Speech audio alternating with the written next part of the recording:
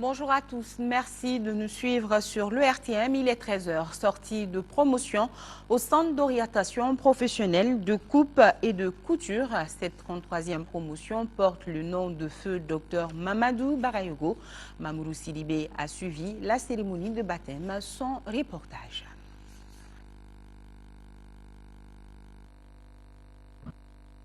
Le centre d'orientation professionnelle de coupe-couture vient de mettre sur le marché de l'emploi sa 33e promotion. Les 90 récipiendaires qui composent cette promotion ont choisi comme parrain le docteur Mamadou Barayogo. Le choix porté sur cet homme à titre posthume n'est pas fortuit. Fait docteur Mamadou Barayogo a de son vivant donné le meilleur de lui-même à l'éducation, singulièrement à l'éducation des filles tant aux États-Unis d'Amérique qu'en Afrique. Donc une façon de l'immortaliser. Je vous invite à garder à l'esprit que vous devrez désormais être porteur des valeurs que votre parrain a su incarner sa vie durant. C'est une redoutable mission. Je ne doute point, cependant, qu'elles ne sont pas hors de votre portée. La satisfaction que votre parrain a tirée de la promotion de l'éducation vaut pour lui plus que tout l'or du monde. Nul ne doute que le Mali, la famille de l'UNICEF et le monde de l'éducation en Afrique ont perdu une merveille. Sachez donc reprendre le flambeau et portez-le fièrement, toujours plus loin, toujours plus haut. En 3 ans, les récipiendaires se sont familiarisés en coupe-couture, stylisme, coupe à plat et modélisme pour ne citer que cela. En fin de cérémonie, la direction du centre a octroyé gratuitement 165 bourses d'études. Le ministre de la Sécurité intérieure et de la Protection civile a réuni hier au sein de son département l'ensemble des chefs de service en charge de la sécurité et de la protection civile à travers le district de Bamako, les maires et le gouverneur du district. L'objectif de cette rencontre était de faire le point sur les dispositions prises pour lutter contre la criminalité, le grand banditisme à travers le district de Bamako. Le ministre s'est également prononcé sur l'événement de la Dawa islamique. Mahamadou Doubia nous en dit plus. Après une première réunion en date du 31 mai 2012 sur l'évaluation de la situation sécuritaire à travers le district de Bamako et environ, cette deuxième réunion spéciale a fait la situation sécuritaire, parler de l'application des mesures enclenchées pour, d'une part, lutter contre les malfrats et décourager toute personne tentant de commettre un forfait quelconque à travers le district de Bamako. Il serait aussi souhaitable que la force de sécurité aussi sache ce que donc l'administration alors veulent aussi, n'est-ce pas, auprès d'eux, alors pour quand même, n'est-ce pas, que la sécurité des populations et de leurs biens donc soit améliorée. Concernant les mesures appliquées, il a été question de patrouilles mixtes organisées toutes les nuits de 21 h à 6 h du matin. Des checkpoints existent déjà en plusieurs endroits de la ville. Et selon les constats à ce jour, il y a baisse de la criminalité et des braquages. Les malfrats et ceux qui sont tentés de les imiter ne dorment plus que d'un œil. Nous avons travaillé à améliorer nos rapports. Et nos rapports sont aujourd'hui au beau fixe. Les rapports se sont très bien améliorés. Ce qui fait que la situation du 31 mai à maintenant, nous avons constaté, c'est le constat que nous avons fait, nous avons constaté que la sécurité à l'intérieur de Bamako s'est bien améliorée. Ça, c'est une réunion générale. Mais nous aussi, à notre niveau, le gouverneur, les maires, les chefs de quartier, nous devons nous réunir pour tirer les conclusions de cette réunion générale et les appliquer sur le terrain. L'assemblée générale qui était prévue par la secte Dawa à Mayambougou n'aura plus lieu au dire du ministre de la Sécurité intérieure et de la Protection civile. Les intéressés eux-mêmes ont écrit pour annuler la dite rencontre. Le ministre de la Sécurité intérieure et de la Protection civile a adressé à tous les services en charge de la sécurité une lettre de félicitations afin d'encourager les forces de sécurité dans l'effort enclenché. Et pour aider les forces de sécurité dans leurs tâches, les populations doivent rester plus vigilantes, plus déterminées. La nouvelle zone industrielle de Dialakorobougou attire petit à petit les investisseurs nationaux et étrangers. Une bonne dizaine d'usines y sont déjà implantées ou en cours d'installation, parmi lesquelles des unités de recyclage de plastique, de production de fer, entre autres. Le ministre de l'Industrie et du Commerce a fait le constat sur le site qui s'étend sur 200 hectares. Le coût des travaux d'aménagement de la nouvelle zone industrielle est estimé à 9 milliards de francs CFA. Mohamed Diarra. C'était un terrain vide de 200 hectares il y a 3 ans. Aujourd'hui, tout l'espace est occupé. Il s'agit bien de la nouvelle zone industrielle de Diakorobougou où des unités comme Metal Soudan ou Mali Steel Mills ont déjà pris leur quartier. Il y a aussi Kamagaz qui devrait augmenter la production du gaz au Mali de 40%. L'usine Berting Hall est la première à s'installer sur le site de la nouvelle zone industrielle. Ici, rien ne se perd, tout se transforme. Il a fallu 4 heures de temps au ministre pour faire le tour complet du nouveau site. C'est une visite qui nous a permis aujourd'hui de toucher du doigt les vrais problèmes liés effectivement à cette zone. Et le gouvernement du Mali a toujours mis au centre de ses préoccupations de développement industriel. Et c'est les unités industrielles qui créent la richesse. Ici, sur le site, nous avons pu constater qu'il y a effectivement beaucoup d'avancées. Et je profite également de votre micro pour remercier très sincèrement les unités industrielles qui se sont déjà installées. Malgré les investissements et les efforts gigantesques fournis, les patrons se plaignent de la lenteur des travaux sur le site. Des problèmes soulevés ont pour nom l'électricité, l'eau, les voies d'accès et j'en passe. La zone industrielle n'est alimentée que par une ligne de 15 000 watts. 15 000 watts, c'est insignifiant. Il y a aussi le problème d'assainissement. Le problème d'assainissement des déchets solides et des déchets liquides. Là aussi, c'est un gros problème dans une zone industrielle. Et en plus, les voies d'accès. Donc tous ces problèmes-là, c'est des problèmes importants que j'ai eu à souligner à M. le ministre. Ces problèmes devront trouver leur réponse dans le cadre des consultations prévues entre l'État et le patronat. L'État sera là, toujours là, pour accompagner ces unités industrielles, les soutenir, parce que cela y va même du développement de notre pays.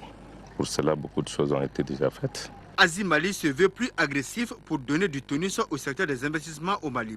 Un 3e site sera aménagé dans les jours à venir à Sanankoroba. Une délégation de l'association Djina Dogon vient de terminer une visite dans les 3 régions occupées. Il s'agissait d'aller s'enquérir. Il s'agissait donc d'aller s'enquérir de la situation des populations et de rencontrer les occupants. À Gao, première étape de la mission, la délégation de Djina Dogon s'est entretenue avec les responsables du Mujao, les notables, les jeunes et les marabouts de la ville. Les détails, c'est avec nos envoyés spéciaux à Gao, Dembawan et Braba Traoré. Les Dogons en route pour le nord du Mali. Une mission de solidarité et de soutien à leurs cousins Soraï, Tamashek, Arabes et autres sous occupation des groupes islamistes armés. Le Bureau national de Guinée-Dogon en est initiateur. L'association s'est dit préoccupée par la situation de nos compatriotes dans cette partie du pays. C'est tout l'essence de cette mission.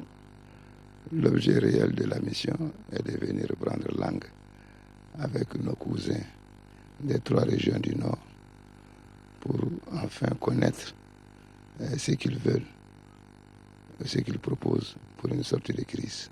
Première étape de la mission, la région de Gao. Sur place, la délégation de Guinée-Dogon s'est entretenue avec les notables, les jeunes et les marabouts de la ville. Tous restent attachés à l'unité et à l'intégrité territoriale du Mali. Au gouvernement, ils demandent plus d'actions concrètes pour la libération des territoires occupés. On en a assez. On est sur le rond. De ces gens-là, ils font de nous ce qu'ils veulent. On ne peut plus vivre, on ne peut plus aller et revenir. Donc la libération de ce pays, c'est ce que nous demandons et ce que nous souhaitons, quoi qu'il en soit.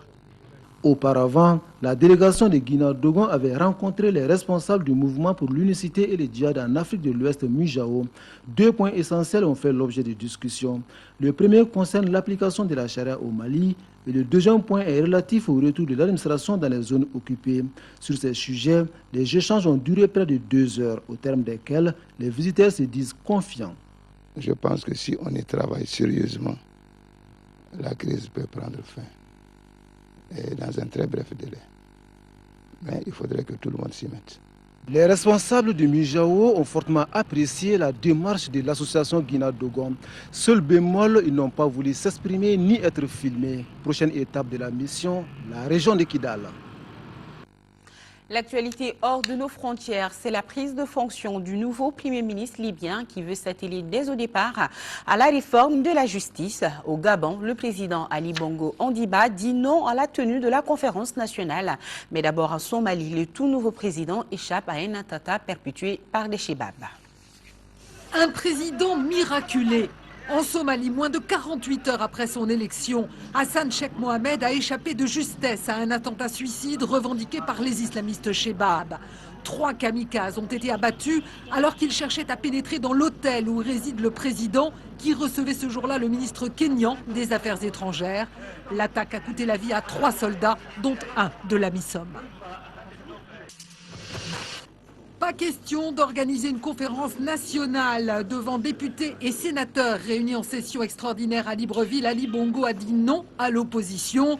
Avec cette conférence, l'opposition espérait accéder à une nouvelle constitution et à des élections générales. Une stratégie qualifiée par Ali Bongo de coup d'État constitutionnel.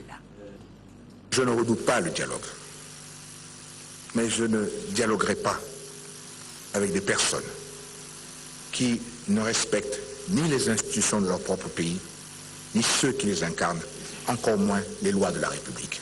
Enfin, autre annonce, le président gabonais appelle aussi de ses voeux une loi pour renouveler la classe politique. Elle obligerait les partis à présenter des jeunes et des femmes sur les listes électorales. Il a 61 ans. Il a été élu hier Premier ministre par l'Assemblée nationale libyenne à l'issue d'un scrutin serré. Mustafa Abou Chagour, proche des islamistes, devance de 2 points seulement le chef de l'Alliance des libéraux Mahmoud Djibril. Pour cet opposant à Kadhafi, longtemps exilé aux États-Unis, c'est un chantier difficile qui s'annonce, restaurer la sécurité en Libye. En Côte d'Ivoire, le CNP, l'organe de régulation de la presse écrite, suspend 6 quotidiens pro-Gbagbo. Il leur reproche d'avoir publié des photos de l'ancien président et de ses proches derrière les barreaux, avec en légende le poste de ministre qu'ils occupaient pendant la crise. Une manière d'entretenir le sentiment d'un double gouvernement selon le CNP. Les responsables de ces journaux dénoncent la dictature Ouattara. À présent, un tour à Perpignan, en France, avec cette exposition photographique. L'exposition porte en effet un autre regard sur la danse des roseaux au Swaziland, rite de passage pour les jeunes filles à l'âge adulte. Suivant l'œil de l'artiste, toute une histoire. C'est au couvent des Minimes à Perpignan qu'elle livre ses 6 années d'enquête sur les rites de passage des filles à l'âge adulte au Swaziland. La photographe américaine Chrysan Johnson porte un autre regard sur Umhlanga, la danse des roseaux. Échappant à la surveillance parentale, des dizaines de milliers de jeunes Swazis à la beauté dénudée se rassemblent pendant plusieurs jours pour célébrer leur virginité. J'ai beaucoup apprécié le fait que des femmes se retrouvent, échangent leur expérience et discutent ensemble de leurs problèmes. Cette cérémonie annuelle est aussi la rencontre entre la tradition et la modernité. Les deux se mélangent. La parade devant le roi, c'est le point d'orgue du rite initiatique Umhlanga. Un rite qui développerait chez les filles une vision décomplexée de la sexualité. L'effet combiné de cette vision et d'une polygamie de tradition très ancienne serait désastreux. D'après Chrysan Johnson, plus de 50% de jeunes femmes âgées de 15 à 29 ans vivent avec le VIH au Swaziland. Une jeune femme sur 2 est infectée. Chaque personne a déjà expérimenté la perte d'un proche. Beaucoup d'hommes et de femmes ont déjà perdu 6 à 7 membres de leur famille à cause de l'épidémie. L'impact est énorme. Les séropositifs et les malades du sida, pour la plupart, ne bénéficient pas de soins adéquats au Swaziland. D'après l'enquête de Chrysan Johnson, l'espérance de vie est passée de 57 ans en 1997 à 31 ans en 2011 dans ce petit royaume situé à l'intérieur de l'Afrique du Sud. Fin de ce journal, ce soir 20h, vous serez avec Aoué Touré. D'ici là, les programmes de la télévision nationale continuent. Et retenez que nous sommes de cœur et d'action avec nos compatriotes des régions du nord du Mali vivant sous occupation. On ne vous oublie pas. Merci.